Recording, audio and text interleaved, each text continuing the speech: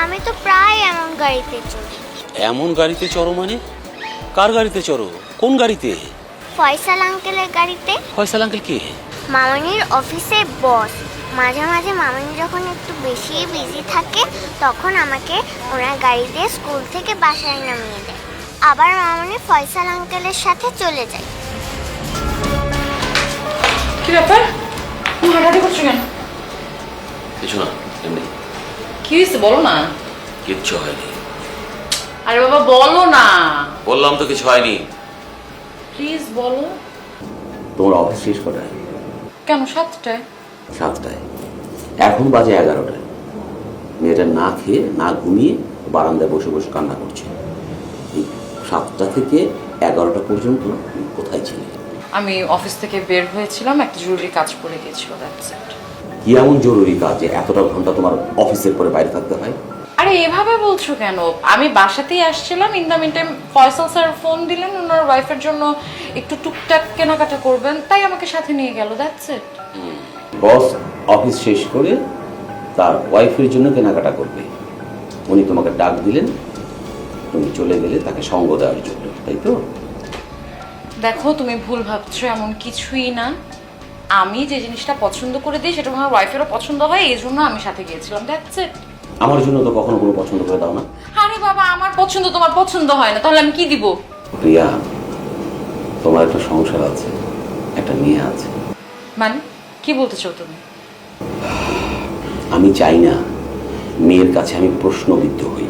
মেয়েটা বড় হচ্ছে, সে অনেক কিছু বুঝতে শিখতেছে। লিসন, আমি একজন corporate women. I know how to handle my office, I know how to handle my daughter, I know how to handle my family. আমি কি চাই জানো? আমি চাই তুমি সংসারে আরো মনোযোগী হও, মেয়েটার প্রতি আরো যত্নশীল হও। এই অফিসের পরে মিথ্যে কথা বলে এতটা সময় বাইরে থাকবে, এটা আমি সহ্য করব না। আমি বাবা হয়তো আর জব ছেড়ে বাচ্চা লালন পালন করতে পারি না, এটা তো মায়েদেরই কাজ। আমি যেটা বলতে চাচ্ছি, একটা সন্তান ভালোভাবে বড় হওয়ার ক্ষেত্রে মায়ের ভূমিকাটাই অপরিহার্য। আমি পিতা হিসেবে যা করতে পারি সেটা হচ্ছে নিরাপত্তা, সামাজিক নিরাপত্তা, আর্থিক নিরাপত্তা, মানসিক নিরাপত্তা। তুমি মনে হয় ভুলে যাচ্ছ যে তোমার কথাতেই আমি জবটা স্টার্ট করেছিলাম। তখন তো আমাদের টানাপোড়েন ছিল, এখন তো হ্যান্ডসাম স্যালারি পাচ্ছি, ভালো আর্নিং করছি।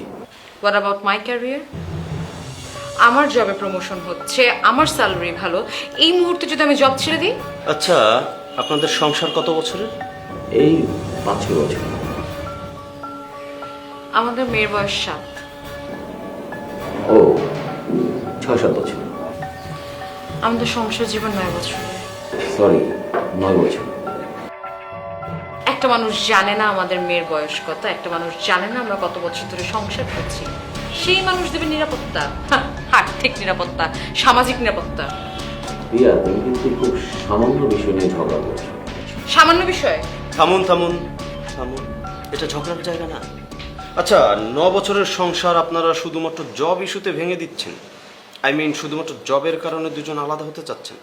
ওকে সাহেব, আরো বিষয় আছে, কিন্তু এটা আমি এখন বলতে পারছি না। কিন্তু আমাকে তো বলতে হবে। আসলে আমি ওর সামনে এগুলো বলতে পারবো না। In fact still she is my wife. আমার সাথে বলতে পারছেন না, তাহলে ভরা আদালতে বলবেন কি করে? শামীম সাহেব, ভুলে যান না যে আপনাদের একটা মেয়ে আছে। আদালত সিদ্ধান্ত নিবে মেয়ে কার সাথে থাকে, বাবার সাথে নাকি মায়ের সাথে। আমার মেয়ে আমার সাথে থাকে, কারণ ওর সাথে থাকলে আমার মেয়ে অযত্নে অবহেলায় বড় হবে, যেটা আমি মানতে পারবো না। আর তার থেকেও বড় কথা, সৎ মার কাছে তো সৎ মেয়ে ভালো থাকে না, তাই না? আমার মেয়ে আমার সাথেই থাকবে, তার আবার সৎ মা হবে কোত্থেকে? আমি তো বিয়েই করবো না, আমি আমার মেয়ের সাথে থাকবো। আমি তো আর তোমার মতো না যে অফিসের বসের সাথে প্রেম করি আর অপেক্ষা করতে থাকবো কখন স্বামী কন্যা চলে যাবে আর হুট করে বসের গলায় ঝুলে পড়বো। দেখো শামীম, এখন কিন্তু অনেক বাড়াবাড়ি হচ্ছে। তোমার কি মনে হয় তোমার এক্স কলিগের সাথে তোমার প্রেমের সম্পর্ক আমি জানি না? কত দূর এগিয়েছে এই সম্পর্ক আমি জানি না? আমি জানি দেখে আই ওয়ান্ট দ্যাট ডিভোর্স। সবাইকে নিজের মতো ভেবো না প্রিয়া। তুমি তোমার বসের সাথে কি কি করেছো, কোথায় কোথায় গিয়েছো, সব আমি জানি। Just shut your mouth. কি দেখেছো তুমি? কি দেখেছো? লাস্ট 1 সপ্তাহ ধরে একই জিনিস প্যান প্যান করেই যাচ্ছ। তোমার এক্স কলিগ মালিহার সাথে তুমি কক্সবাজার যাওনি আমি জানি না মনে করেছো? ওয়েট, তাহলে তো ইস্যু অনেক বড়, হিডেন অনেক কজ আছে। যাই হোক, অ্যাজ এ ডিভোর্স লয়ার আমি চাই আপনাদের ডিভোর্স হোক। মানুষ হিসেবে আমি চাই আপনাদের ডিভোর্সটা না হোক। আপনাদের মেয়েটার কথা একবার ভেবে দেখেছেন ও কি চায়? যেই বয়সে আপনাদের মেয়েটার বাবার আদর মায়ের স্নেহ দরকার, সেই বয়সে আপনারা সিদ্ধান্ত নিলেন আলাদা হয়ে যাবেন। ওর সাথে একটাবার কথা বলেছেন যে ও কি চায়? আচ্ছা, আপনারা আরেকটাবার ভেবে দেখবেন নাকি? আমি ভেবে দেখতে পারি, কিন্তু এই মানুষটার সাথে একই ছাদের নিচে আমার পক্ষে থাকা সম্ভব না। আমি আলাদা ফ্ল্যাট নিচ্ছি, সেখানে আমার মেয়ে আমার সাথে থাকবে, আমরা আলাদা থাকবো। সে যেন আমার মেয়ের ধারে কাছে না যায়।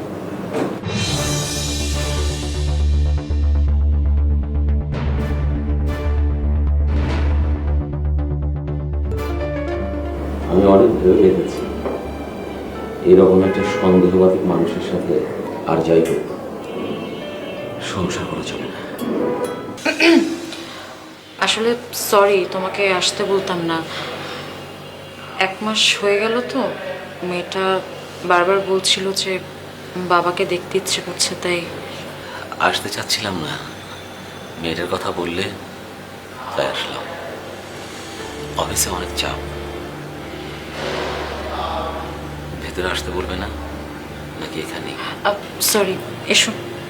না থাক, এখানেই ডাকো, কথা বলে চলে যাই। মায়া পড়তে বসেছে, একটু ভেতরে এসো, মেয়েটার সাথে একটু সময় কাটাও। মায়ার জন্যই তো আসা, তাই না?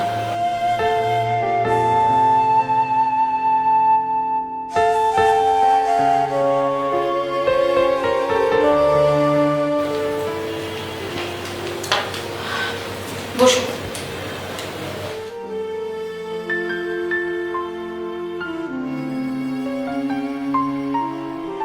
ঘরটা খুব সুন্দর করে সাজিয়েছ। আমি সবসময় সাজিয়ে রাখতেই পছন্দ করি। তুমি একটু শুকিয়ে গেছো, ঠিক মতো খাওয়া দাওয়া করো না বুঝি? ঠিক মতো খাওয়া দাওয়াই করি, অনেকদিন পর দেখলে তো, তাই তোমার মনে হচ্ছে আমি শুকিয়ে গেছি। বাই দ্য ওয়ে, তোমার চোখের নিচে কালি পড়েছে কেন? রাতে ঘুমাও না ঠিক মতো? ঘুমাই তো। তা অবশ্য ঠিক, এখন তো আর আড়ালে গিয়ে সারা রাত কথা বলতে হয় না কারোর সাথে। তাছাড়া ছুটির দিনে ইচ্ছা মতো ঘুমাতে পারো, কেউ ডেকে বিরক্ত করে না।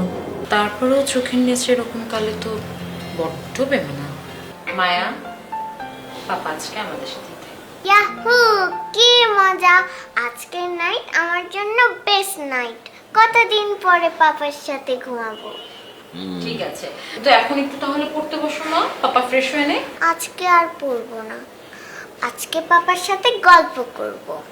ওকে, বাট পাপার তো ফ্রেশ হতে হবে। ওকে, আমি তাহলে বই গুছিয়ে রাখি।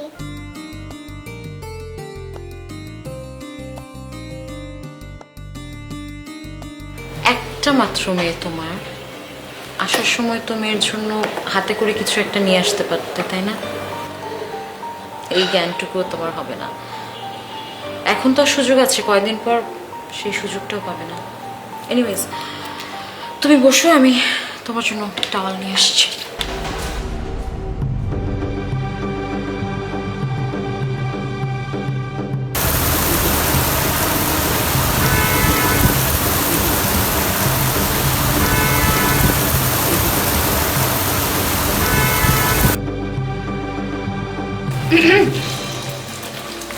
বাইরে তো ঝুম বৃষ্টি হচ্ছে, মনে হয় না তাড়াতাড়ি থামবে। হ্যাঁ, আমারও তাই মনে হচ্ছে। সন্ধ্যার পর কিছু খেয়েছিল? সময় পাইনি। খিচুড়ি খাবে, সাথে বেগুন ভাজা। এখনো কি তোমার পছন্দ নাকি অভ্যাসটা বদলে গেছে? চাইলেই কি অভ্যাস বদলানো যায়? যায় না। খিচুড়ি হলে মন্দ হয় না। আমি রান্না বসে না, ফ্রেশ হো না।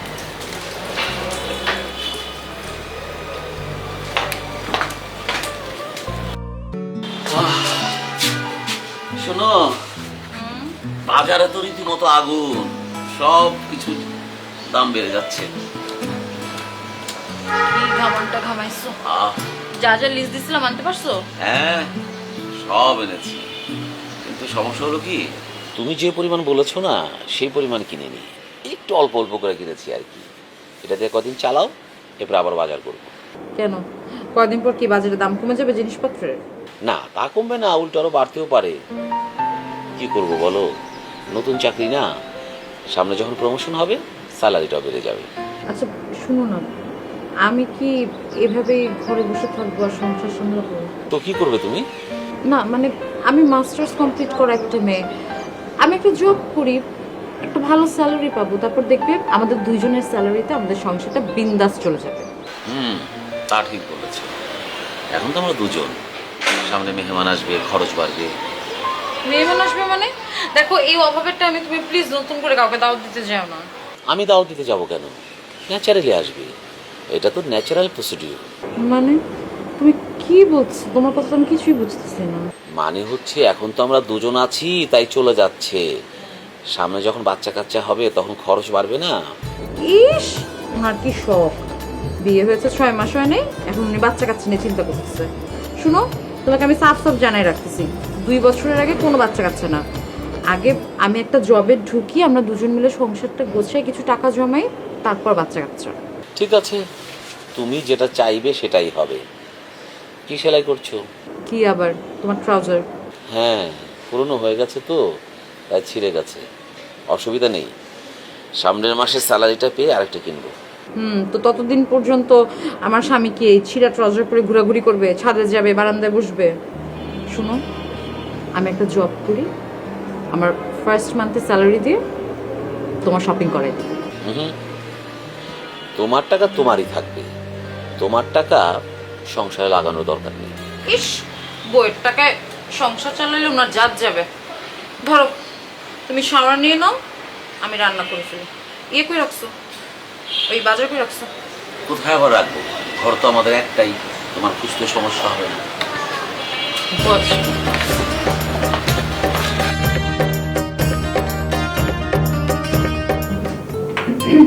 শুনছো? উঠবে না?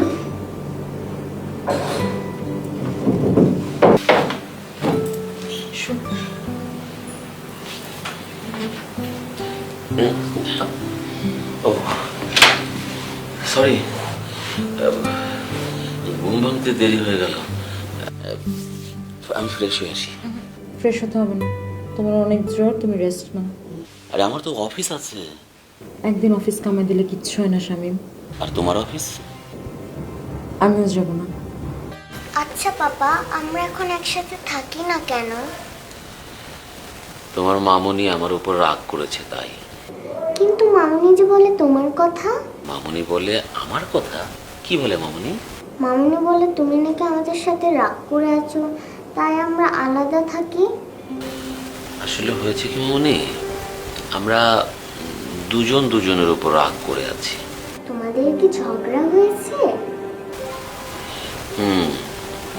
একটু একটু তো ঝগড়া হয়েছেই। আচ্ছা মা, তুমি কি তোমার মামুনিকে ছাড়া থাকতে পারবা? না, থাকতে পারবো না। আমাকে ছাড়া তো ঠিকই থাকো। তোমাকে ছাড়াও থাকতে পারবো না। কই, আমাকে ছাড়া তো ঠিকই থাকো, 1 মাস যাবত তুমি আমার সাথে দেখা করো না।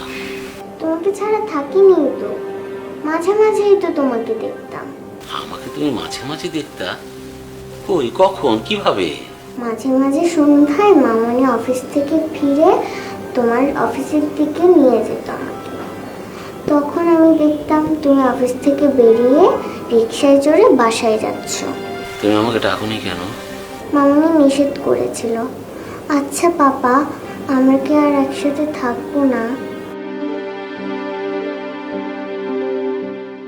হ্যাঁ, যেটা ভালো মনে হয় করে ফেলা যায়। হ্যাঁ, মেলে পাওয়া যায়, সব পাওয়া যায়। হ্যাঁ, পাওয়া যাবে। আচ্ছা ঠিক আছে, রাখি। হ্যাঁ, রাখলাম। কার সাথে কথা বলছিলে? ওই যে আমার অফিস কলিগ মালিকা। তো আমাকে দেখে ফোন কেটে দিলে কেন? তোমাকে দেখে ফোন কাটবো কেন, কথা শেষ হয়েছে তাই ফোন কেটেছি। আমি আমি না একটা জিনিস খেয়াল করেছি, এই মালিহা মেয়েটা যখনই তোমাকে ফোন দেয় তুমি ফোন নিয়ে হয় ছাদে চলে যাও, না হয় বারান্দায় চলে আসো। কেন? কি বলতে চাচ্ছ তুমি? না মানে তোমাদের মধ্যে এমন কি গোপন কথা যেটা আলাদা হয়ে বলতে হয়? আচ্ছা মালিহা, ও তো আমার অফিস কলিগ, তাই না? তার সাথে আমার অফিসিয়াল কথাবার্তা থাকতে পারে না? জব একটা আমিও করি, আমারও অফিসের অনেক কলিগ আছে, আমারও অফিসিয়াল কথাবার্তা থাকে, কিন্তু আমি না তোমার সামনেই কথা বলি, আমার আর আলাদা হতে হয় না।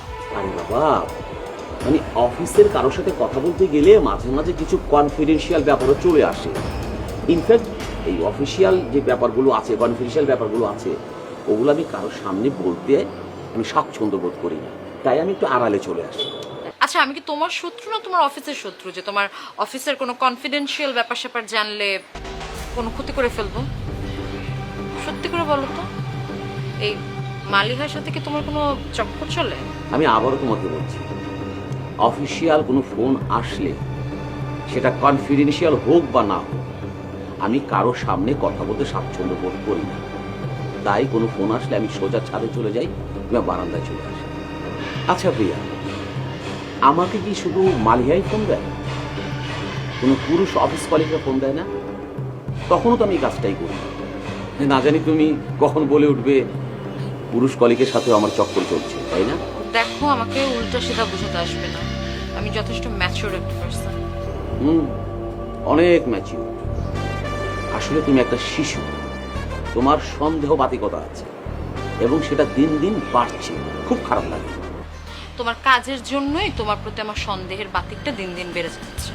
ঠিক আছে বারু, আমার কোনো সমস্যা নেই, কিন্তু সমস্যা হচ্ছে তোমার এই স্বভাবের জন্য সংসারে অশান্তি বাড়ছে। অশান্তি বাড়ছে? সংসারে শান্তি ছিল কবে?